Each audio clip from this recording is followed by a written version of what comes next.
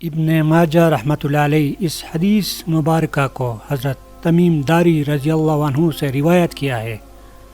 وہ فرماتے ہیں ہم حضور نبی اکرم صلی اللہ علیہ وسلم کی برگاہ اقدس میں حاضر تھے کہ ایک اونٹ بھاگتا ہوا آیا اور حضور نبی اکرم صلی اللہ علیہ وسلم کے سر انور کے پاس آ کر کھڑا ہو گیا، جیسے کان میں کوئی بات کہہ رہا ہو۔ آپ صلی اللہ علیہ وآلہ وسلم نے فرمایا، اے اونٹ پرسکون ہو جا، اگر تو سچا ہے تو تیرا سچ تجھے فائدہ دے گا، اور اگر تو جھوٹا ہے تو تجھے اس جھوٹ کی سزا ملے گی۔ بے شک جو ہماری پناہ میں آ جاتا ہے اللہ تعالیٰ بھی اسے امان دے دیتا ہے، اور ہمارے دامن میں پناہ لینے والا کبھی نامراد نہیں ہوتا۔ ہم نے عرض کیا، یا رسول اللہ یہ اونٹ کیا کہتا ہے؟ آپ صلی اللہ علیہ وسلم نے فرمایا، اس اونٹ کے مالکوں نے اسے ذبح کر کے اس کا گوشت کھانے کا ارادہ کر لیا تھا، سو یہ ان کے پاس سے بھاگ آیا ہے اور اس نے تمہارے نبی صلی اللہ علیہ وسلم کی برگاہ میں استغاثہ کیا ہے۔ ہم ابھی باہم اسی گفتگو میں مشغول تھے کہ اس اونٹ کے مالک بھاگتے ہوئے آئے۔ جب اونٹ نے ان کو آتے دیکھا تو وہ دوبارہ حضور نبی اکرم صلی اللہ علیہ وسلم کے سر مبارک کے قریب ہو گیا اور آپ صلی اللہ علیہ وسلم کے پیچھے چھپنے لگا۔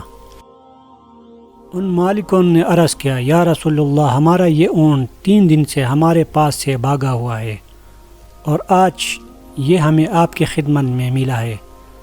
اس پر آپ صلی اللہ علیہ وسلم نے فرمایا، یہ میرے سامنے شکایت کر رہا ہے اور یہ شکایت بہت ہی بری ہے۔ انہوں نے عرض کیا، یا رسول اللہ یہ کیا کہہ رہا ہے؟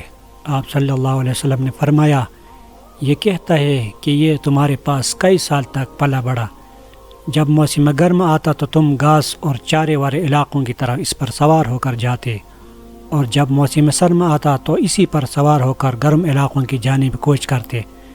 پھر جب اس کی عمر زیادہ ہو گئی تو تم نے اسے اپنی اونٹیوں میں افزائش نسل کے لیے چھوڑ دیا۔ اللہ تعالیٰ نے تمہیں اس سے کئی صحت مند اونٹ عطا کیے، اب جب کہ یہ اس خستہ حالی کی عمر کو پہنچ گیا ہے تو تم نے اسے ذبح کر کے اس کا گوشت کھا لینے کا منصوبہ بنا لیا ہے۔ انہوں نے عرض کیا، خدا کی قسم یا رسول اللہ یہ بات منعن اسی طرح ہے جیسے آپ نے بیان فرمائی۔ اس پر حضور نبی اکرم صلی اللہ علیہ وسلم نے فرمایا، ایک اچھے خدمت گزار کی اس کے مالکوں کی طرف سے کیا یہی جزا ہوتی ہے؟ وہ عرض گزار ہوئے، یا رسول اللہ اب ہم نہ اسے بیچیں گے اور نہ ہی اسے ذبح کریں گے۔ آپ صلی اللہ علیہ وسلم نے فرمایا، تم جھوٹ کہتے ہو، اس نے پہلے تم سے فریاد کی تھی مگر تم نے اس کی داد رسی نہیں کی، اور میں تم سب سے بڑھ کر رحم فرمانے والا ہوں۔ بے شک اللہ تعالیٰ منافقوں کے دلوں سے رحمت نکال لی ہے اور اسے مومنین کے دلوں میں رکھ دیا ہے۔ اس کے بعد آپ صلی اللہ علیہ وسلم نے اس اونٹ کو ان سے 100 درہم میں خرید لیا اور پھر فرمایا، اے اونٹ جا، تو اللہ تعالیٰ کی رضا کی خاطر آزاد ہے۔ اس اونٹ نے حضور نبی اکرم صلی اللہ علیہ وسلم کے سر مبارک کے پاس اپنا منہ لے جا کر کوئی آواز نکالی تو آپ صلی اللہ علیہ وسلم نے فرمایا، آمین۔ اس نے پھر دعا کی۔ آپ صلی اللہ علیہ وسلم نے پھر فرمایا، آمین۔ اس نے پھر دعا کی۔ آپ صلی اللہ علیہ وسلم نے پھر فرمایا، آمین۔ اس نے جب 4تھی مرتبہ دعا کی تو آپ صلی اللہ علیہ وسلم ابیدہ ہو گئے۔ ہم نے عرض کیا، یا رسول اللہ یہ اونٹ کیا کہہ رہا ہے؟ آپ صلی اللہ علیہ وسلم نے فرمایا، اس نے پہلی دفعہ کہا، اے نبی مکرم، اللہ تعالیٰ آپ کو اسلام اور قرآن کی طرف سے بہترین جزا عطا فرمائے۔ میں نے کہا، آمین۔ پھر اس نے کہا، اللہ تعالیٰ قیامت کے روز آپ کی امت سے اسی طرح خوف کو دور فرمائے جس طرح آپ نے مجھ سے خوف کو دور فرمایا ہے۔ میں نے کہا، آمین۔ پھر اس نے دعا کی، اللہ تعالیٰ دشمنوں سے آپ کی امت کے خون کو اسی طرح محفوظ رکھے جس طرح آپ نے میرا خون محفوظ فرمایا ہے۔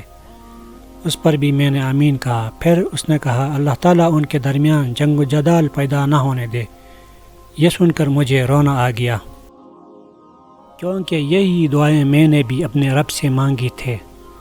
تو اس نے پہلی 3 تو قبول فرما لے، لیکن اس آخری دعا سے منع فرما دیا۔ جبرائیل علیہ السلام نے مجھے اللہ تعالیٰ کی طرف سے خبر دی ہے کہ میری یہ امت آپس میں تلوار زنی سے فنا ہوگی۔ جو کچھ ہونے والا ہے قلم اسے لکھ چکا ہے۔